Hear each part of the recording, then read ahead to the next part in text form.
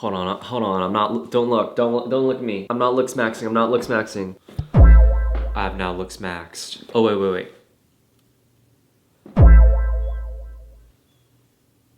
Looksmaxed. Am I even doing it right? Is it doing anything? Good morning, guys, it's Dustin. I've recently been consuming a lot of masculine media. By that, I mean I've been watching a lot of movies about Boyhood, Stand By Me, Good Will Hunting. Oh, I also watched the movie literally called Boyhood. It was kind of unintentional. I was kind of just going down my watch list and I just happened to watch those movies all in kind of the same time frame. It was enjoyable at some parts, unenjoyable at some parts. I've always just had a very complicated relationship with masculinity growing up. I never really felt man enough, and that just has caused a lot of issues and trauma with my relationship with men, but also with my relationship with myself and my own confidence as a man. To add on to that, I'm also getting more into fitness and following more fitness influencers. And if you guys have watched any male gym influencer video, it's very intense. The energy is such a different vibe than what I'm used to consuming on the internet. And to add on to that, I've been hearing a lot about looksmaxing and mewing. Like, I've seen a bunch of TikToks and YouTube videos about it, and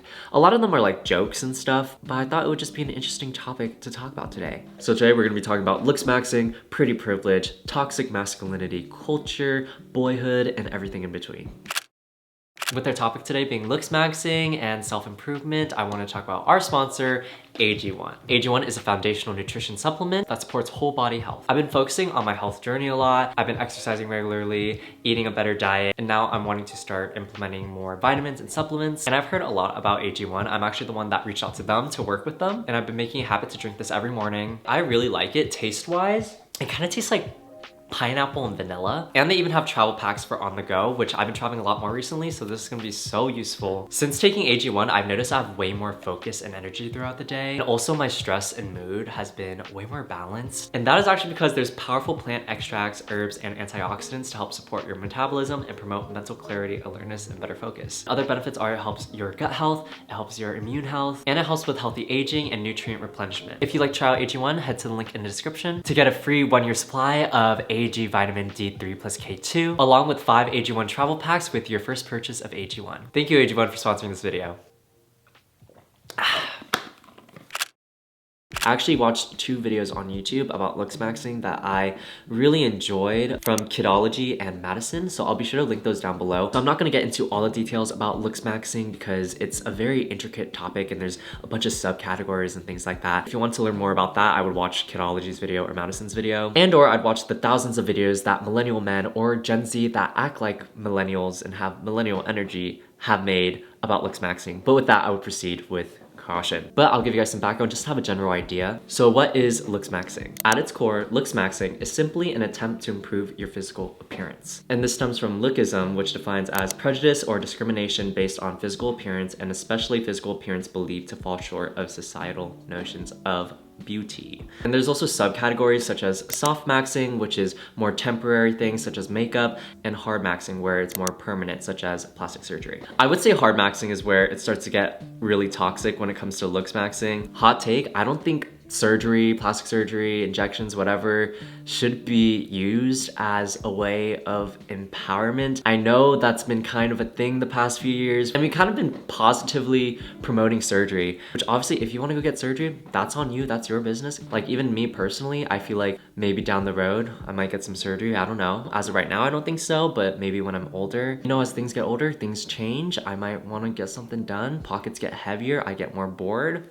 Who knows? Obviously, I'm not talking bad about people who want surgery or who have had surgery, but more so, I'm talking bad about encouraging surgery. At the end of the day, no matter what you think, because I know a lot of people think, they say, before you get surgery, you should really be confident and happy with yourself first and then get the surgery.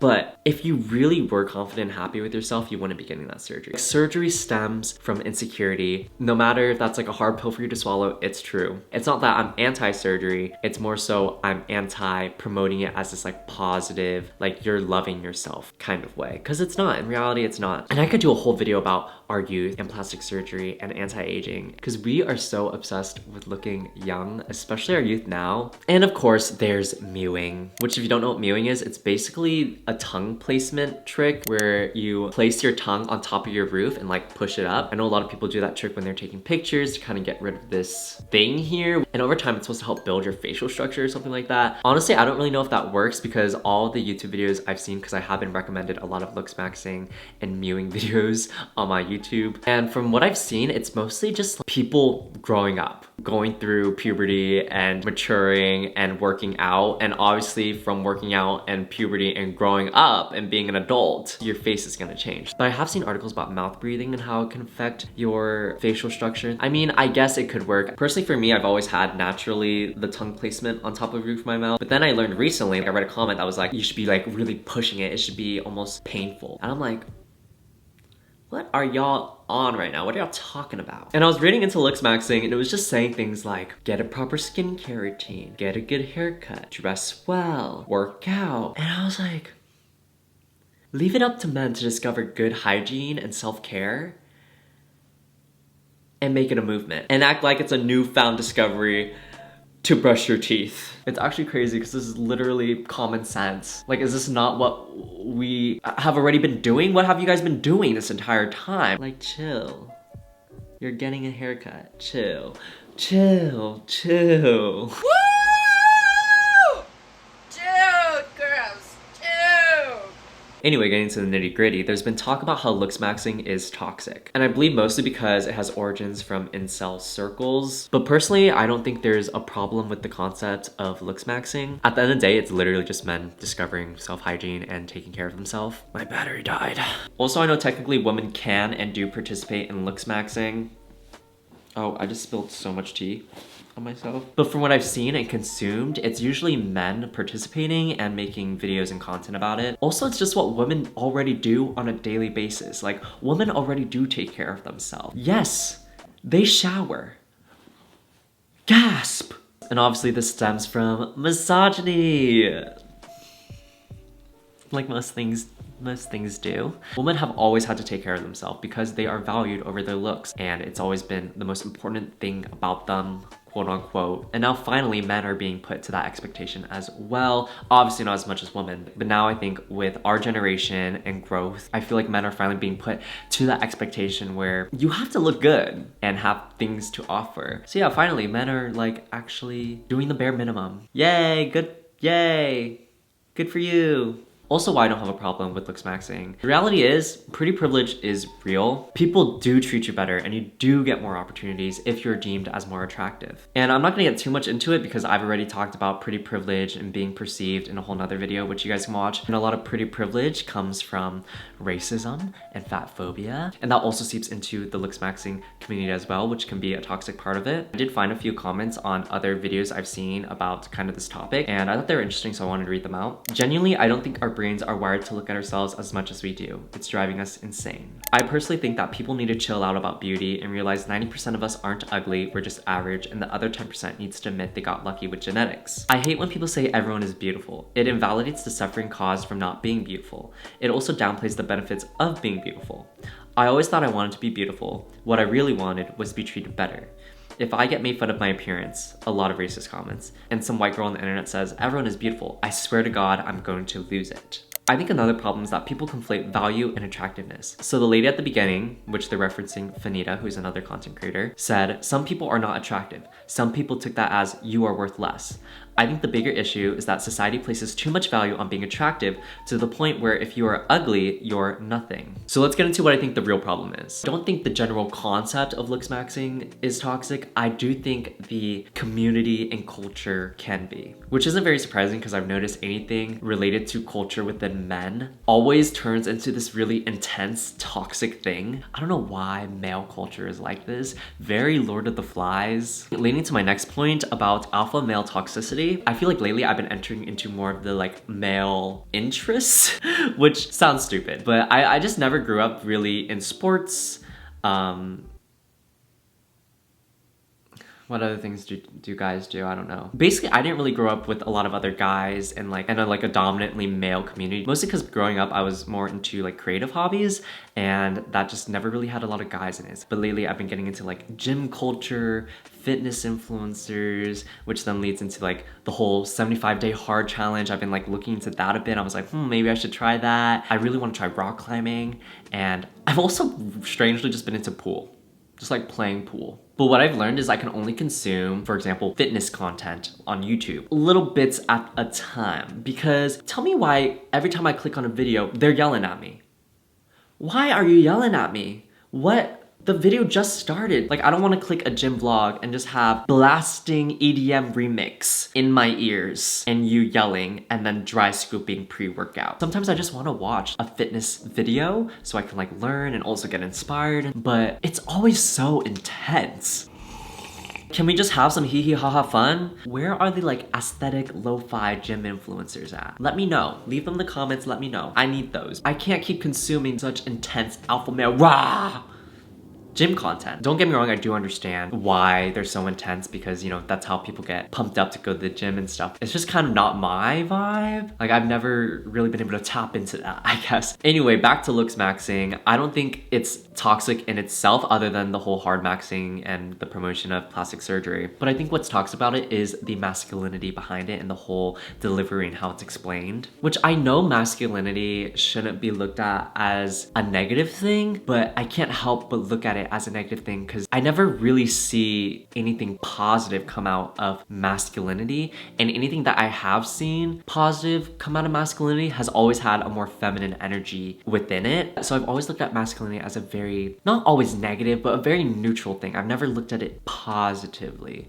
and I don't really know what positive masculinity is. And some may say it might be like a man encouraging another man, but in my head, that's femininity. Like, kindness is feminine energy, which sounds so toxic, but I think it's okay for like men to be feminine. Like, I'm feminine, and I don't know, maybe it's just my correlation in my brain and growing up in my trauma with other guys, but I don't look at masculinity in like in too much of a positive light. But I'm really trying to change that, which I think I've made a lot of progress with, which I'll get into later in this video. Another main proponent of the toxicity is our fixation and obsession on perfection and wanting to be perfect. Today's social norms, social media, dating apps, our daily life constantly is promoting competitiveness and shallowness. I know I've definitely fallen into this like dark hole of wanting to be perfect, and I'm still working on getting rid of it. I've always been very perfectionistic, and with social media and dating apps and things like that, I've definitely been like, I need to be better, I need to look better, I need to do all these things so I can be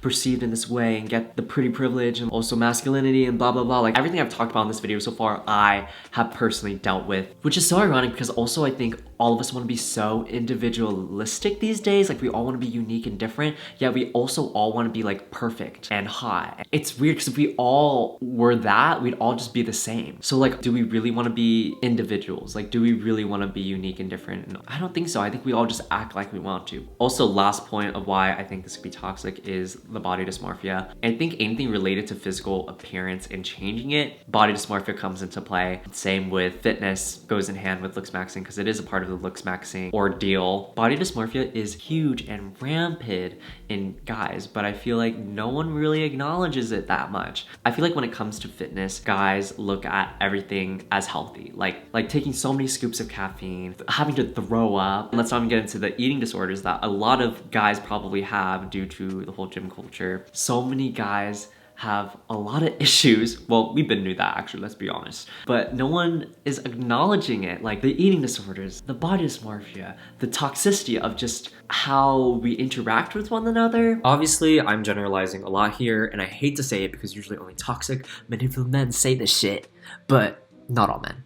Okay, not all men. I'm gonna be generalizing throughout this entire video. I do understand there are good guys out there who are kind, who have good friendships with other men, and who are actually really good people. But you can't sit there and tell me that this doesn't exist at all. This is very common. It's not uncommon or shocking to meet a horrible man. It's very common. And a lot of men are like that. Okay, not all men, but a lot of men. Also, I'm talking about the root of masculinity and what it's known for. It is known for teasing your friends. It is known for being tough and non-emotional and not empathetic. I'm just talking about the stereotypes here. Me being a dude, I've experienced this firsthand where I know a lot of this is true in male friendships, in men in general. For example, look at our history books. A lot of violence, a lot of war. Started by who?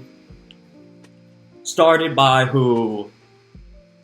Just saying. Yes, I am generalizing a lot throughout this video, but I hope you can understand what I'm actually trying to say, and I hope it's coming across correctly. And the whole boys will be boys, locker room talk, and it's just really bad, and I'm not really trying to blame anyone. I mean, I will blame just guys in general. I feel like we all have done this to ourselves. At the end of the day, I really think when it comes to specifically the toxicity with looksmaxing, it really only affects the chronically online. But while they may be the ones most susceptible to it, they aren't the only ones.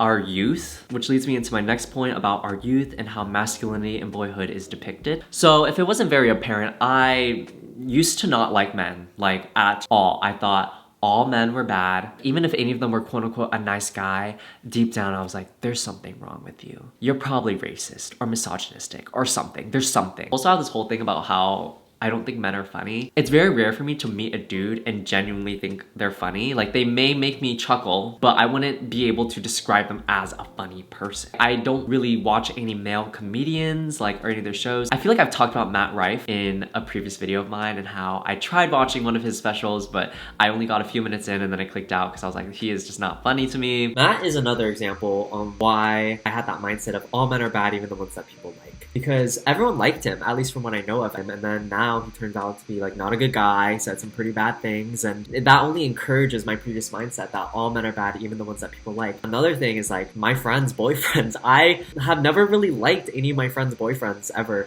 It's not that I hate them or anything, but I'm definitely like not trying to be buddy-buddy with any of my friends' boyfriends. Even from to this day, I don't think I've met like one of my friends' boyfriends and been like, wow, he's great, like I want to be his friend, like I think he's perfect for you, I think he's such a good guy. Like I've never really thought that because there's always something wrong. There's always something wrong with them, and then they eventually like break up or something, and then all the good things they were saying, they take it back, and then my friends start talking shit about them, and I'm like, what did I fucking say?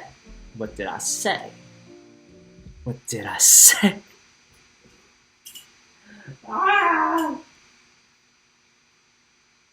You know what? I'm no better than any other man after that. Anyway, it's just really difficult for me to like really trust a man, I guess. But I've definitely gotten better at it. I'm like way better. I can trust a man now. But you know, sometimes that lingers. That feeling lingers. Do you have to let it linger? Yeah, did I say my point? I hope so. But now a few months later, everyone is on this hate Matt Rife bandwagon, which I don't hate him, but actually, I don't know if I should hate him. Should I hate him, guys? I really don't know. I know he had like some controversy, didn't really look into it, but I just didn't find him funny. But again, in his defense, I don't find most men funny. Like, I couldn't name a single male comedian I find funny. Like, I only think women are funny. Like, I would only describe a woman as funny. I've yet to meet a man that I would describe as genuinely funny. And I'm not saying men can't make me laugh. Sometimes they can make me giggle. Sometimes I can do a little chuckle, okay? Sometimes it's a pity giggle, but at least I'm giggling. I'm also just the type to like laugh just to fill the silence and awkwardness, like haha, like I'll just throw a bone. Anyway, I had a very complicated relationship with masculinity growing up. I just never really felt masculine enough, and that always made me feel less than and kind of made me like the loner, the outsider of the group in school. I remember like I would never have guy friends just because we would never have anything in common, and I would just find the conversation so boring. And anyway, I hate how masculinity is shown and depicted, not only in real life, but also in media and movies. It makes me feel strangely uncomfortable when I watch a movie where like all the cast are guys and it's about like a group of friends who are dudes. Like I watched mid-90s. I hated that shit so much. Like I hated mid-90s, just the energy. I was like, I would absolutely hate being around these people. Every time I watch a movie that's supposed to be about boyhood, being a man, or the main lead is a man going through something, it always gets so rowdy. Why in friend groups, like guy friend groups in movies and stuff, they always are like bullying each other. And I know it's somewhat accurate, like I've experienced firsthand that, you know, somewhat of this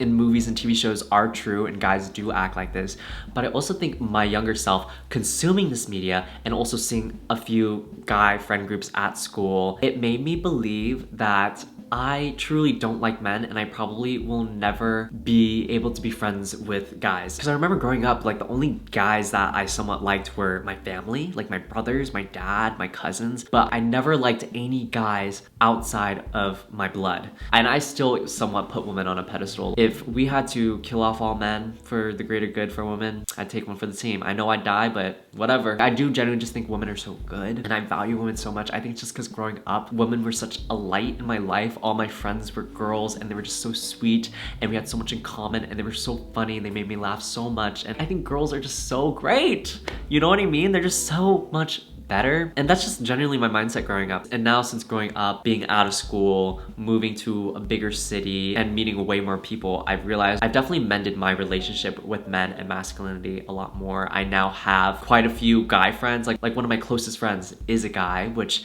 I never would have expected. I just never realized, wow, like men can be interesting. Like men can have the same interests as me. There's creative guys out there who are kind, like actually nice, decent people. Anyway, I worry a lot about how masculinity is known for and depicted as, and things like looksmaxing, and how it can be such a bad influence on our youth. Obviously, growing up, like those mean boys didn't learn that naturally. Like they learned it from other people, they learned it from their family, they learned it from media. It's like how boys are supposed to act as boys. Like boys will be boys. That's always an excuse, and that's just like so awful to advertise and promote. It's getting better now, definitely, but you know, back a few years ago, it wasn't like that. Like men were supposed to be men, and there's still so much of that. A lot of older guys will still promote like be a man, and but what is being a man? Like being a man, we have to be tough, we can't show emotion, we can't be kind. I think that's just such an awful thing to expect of guys. And it's so ironic because I know I've just been talking about how much I love and hate it, but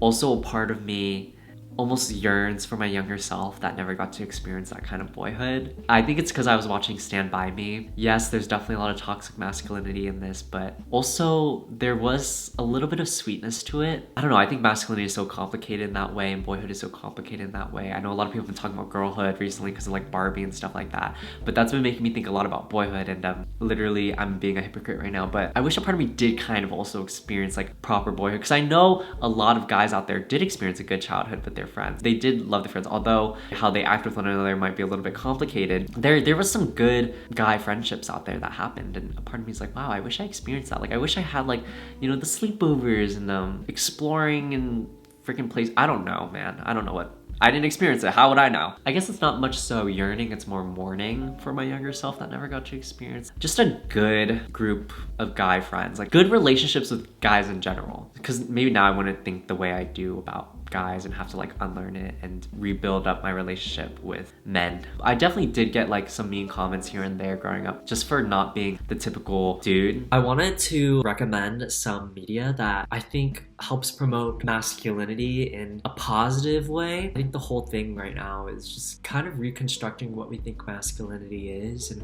what being a man is. And I think that's kind of like the basis of why I made this video. One thing I recommend watching is Justin Baldoni's TED Talk called Why I'm Done Trying to Be Man Enough. It is such a good TED Talk. I really like what he's doing. He actually not only has his TED Talk, but I think he has a whole podcast, and he's really passionate about this subject. This is more fun media, but I do recommend watching Stand By Me. I genuinely really love that movie. Not only because it's filmed beautifully, but also there's some sweet boyhood moments in there. It's not all toxic masculinity, although there's plenty of that in that movie, don't get me wrong. But there is like a slight bit in there that's like, oh, that's actually really sweet. Also, another thing, I read Aristotle and Dante discovered the secrets of the universe recently. I finished it and I really liked it. Aristotle, one of the main characters, it's actually told through his point of view, so he is the main character. He sometimes can be annoying because he's like the cliche guy sometimes in that book, but the other character, Dante, is a very like positive masculinity figure. The book was just such a refreshing take on boyhood and what it is to be a guy. Yeah, those are my recommendations. I guess this is all to say, if you're a young boy out there, or even just a guy out there, or even girls out there who have found anything I've said relatable, that you are allowed to be yourself no matter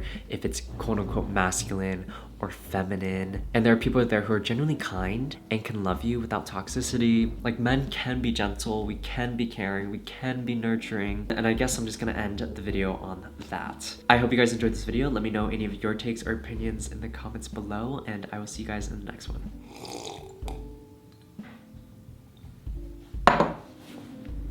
Bye, guys. Are we singing the outro song right now? Yeah? Okay.